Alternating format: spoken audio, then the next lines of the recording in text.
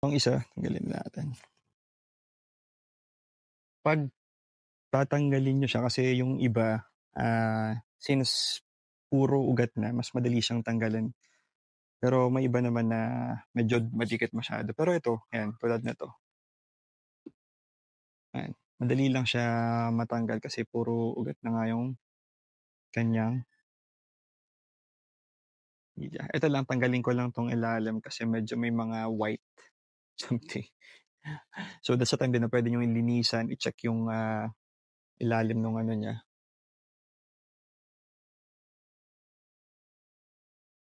So, ang lilinisin natin hindi lang yung halaman, pati yung ilalim, yung mga ugat, check niyo baka may mga pest kasi dun sa ilalim. It's, time na rin para tanggalin yung mga yun. Yun, tapos nililipat lang din natin.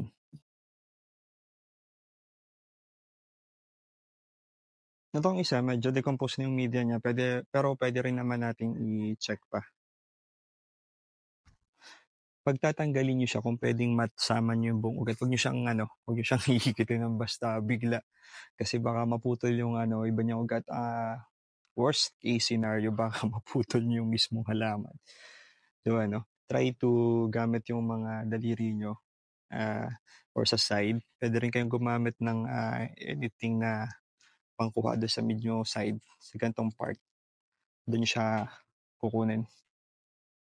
Puwedeng ano, hawakan niyo siya tigkabila, tapos 'pag mararamdaman niyo na yun nandun yung ugat niya, yun, madali na siyang makukuha tulad nito, ayan.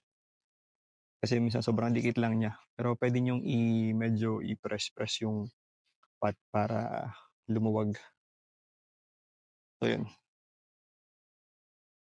So eto,